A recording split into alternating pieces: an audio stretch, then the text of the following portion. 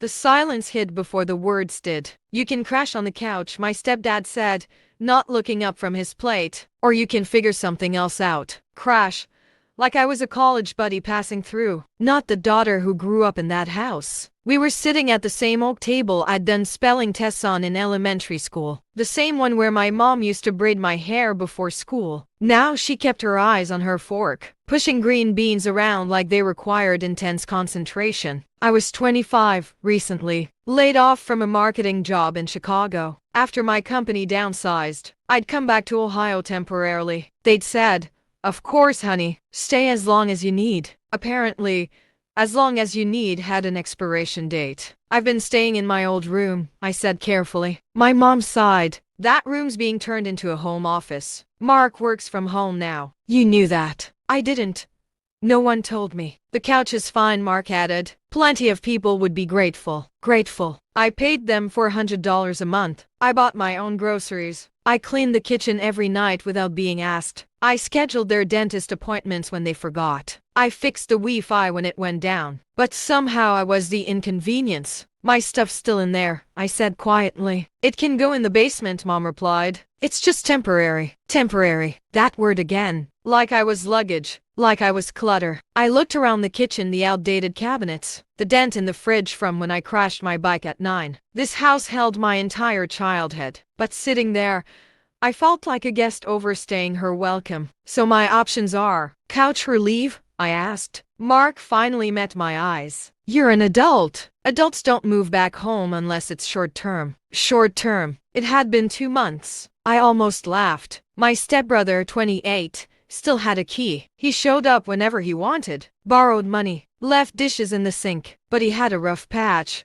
I had a failure. Mom finally looked at me. "We're just trying to help you grow." Help. That night, I lay awake, staring at the ceiling of my childhood bedroom, apparently on borrowed time. I could already picture it.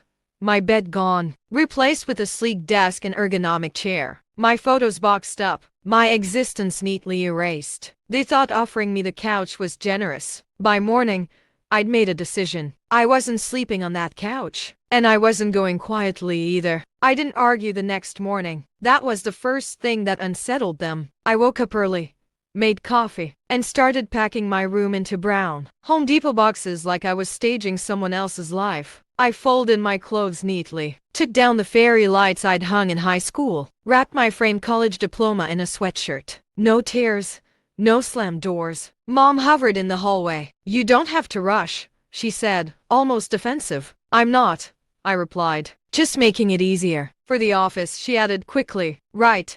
The office." By noon, my mattress was leaning against the wall. The room already looked less like mine, more like something waiting to be redesigned. Mark stepped in, hands on hips. "You know the couch isn't that bad." "I'm not taking the couch." He frowned. "Then what are you doing?" "Moving out." The words landed heavier than I expected. Mom blinked. "Don't be dramatic." "I'm not. I found a studio." That part wasn't fully true yet. I'd toured one the night before, 400 square feet above a laundromat in downtown Columbus. It smelled faintly like detergent and had chipped countertops, but it had a door that locked, and it was mine. "You can't afford that without a steady job," Mark said flatly. "I start Monday." Silence. I hadn't told them. I'd interviewed 3 weeks ago and gotten an offer from a small branding agency. Lower pay than Chicago, but enough. I'd kept it quiet because I was tired of every update becoming a lecture. Mom crossed her arms. "Why wouldn't you tell us?" "Because every time I try, it turns into how I should have never moved away in the first place." That shut her up. The truth was,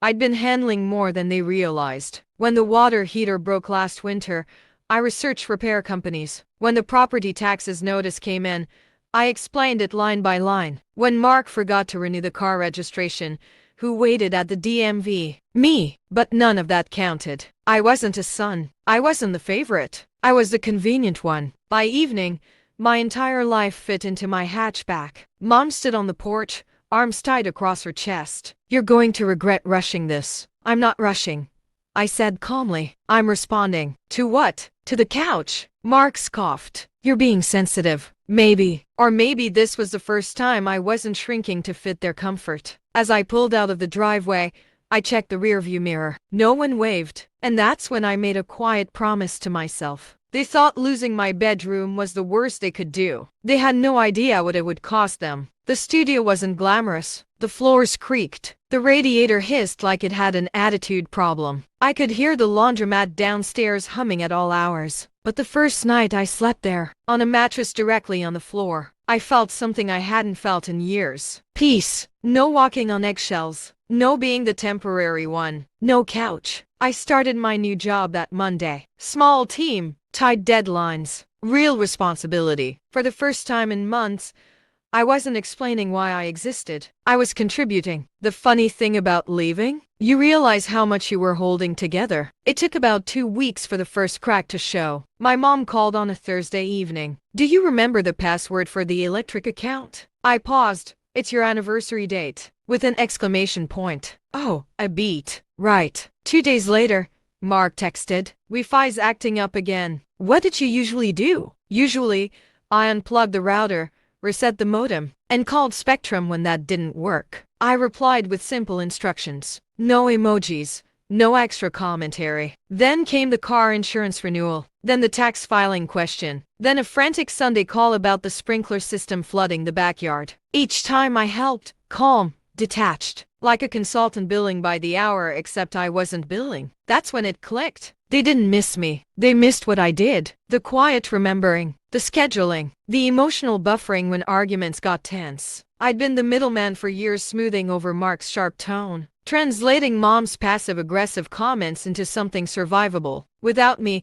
they had to talk to each other directly, and they weren't very good at it. One evening, my stepbrother called. That never happened. Hey, he said awkwardly. Mom's kind of stressed lately. Okay. She says the house feels off. I almost laughed. Does it? Yeah.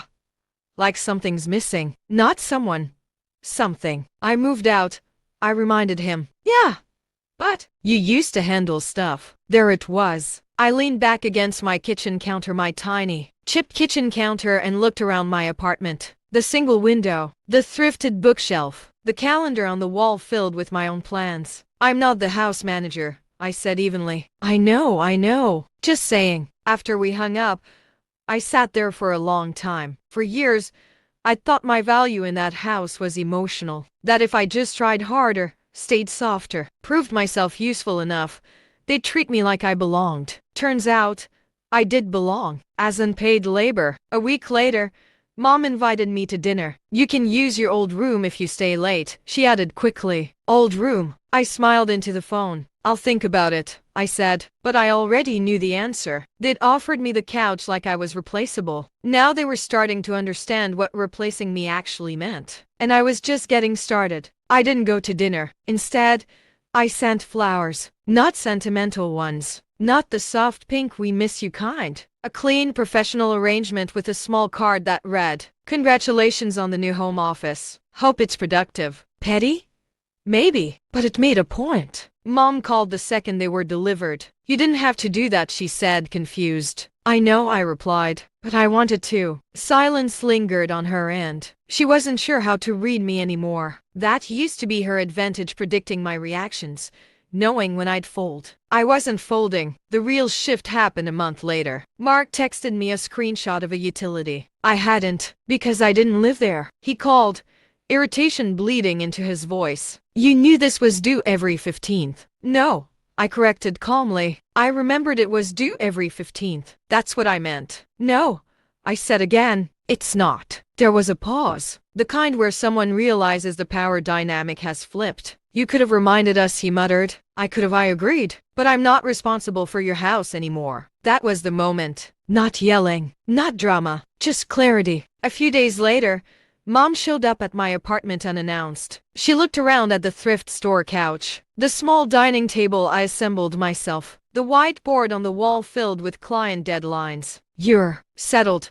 she said slowly. I am. She sat down, smoothing her purse on her lap. The house has been chaotic. We didn't realize how much you handled. I waited. She inhaled. Maybe we pushed too hard. Maybe. Why didn't you just take the couch? She asked, almost softly. It would have been easier. Easier for who? That answer hung between us. For everyone, she said finally. Exactly. I walked to the small kitchenette and poured 2 glasses of water. My hands were steady now in a way they never were back at that oak table. I was never meant to shrink, I said carefully. I was meant to grow. The couch was shrinking. She didn't argue. For the first time, she didn't correct me. Before she left, she hesitated near the door. You know you always have a place with us. I almost smiled. A couch? I asked lightly. She flinched. No, she said. A place. But here's the thing about boundaries. Once you build them, you don't tear them down just because someone notices they exist. That weekend,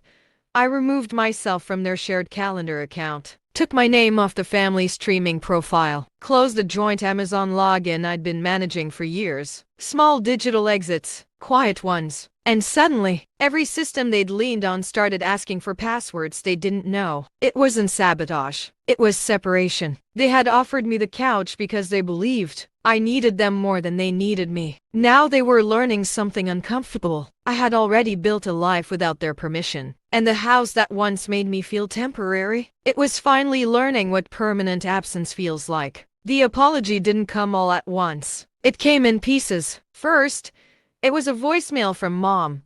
Her voice softer than I'd ever heard it. I found your old spelling bee ribbon in the hallway closet, she said. I didn't realize we'd packed so much of you away. Then it was Mark stiff, uncomfortable asking if I'd be willing to come by and look at the office setup. He claimed the Wi-Fi extender wasn't reaching the back bedroom, my old bedroom. I agreed to stop by, not because they needed help, but because I wanted to see something for myself. When I walked through the front door, the house felt smaller, not physically, emotionally. The living room looked the same couch, same lamp with the crooked shade. But the air didn't wrap around me like it used to. It didn't pull, it echoed. The office door was open. My former room was now gray and sterile. My posters gone. My bookshelf replaced with filing cabinets. The dent in the wall from when I tried to rearrange furniture at 16. Still there. They'd painted around it. Mark stood awkwardly near the desk. It's not the same, he admitted. Feels off. Because it wasn't meant to be an office, I said calmly. It was a bedroom. Mom hovered in the doorway. Her eyes were glossy,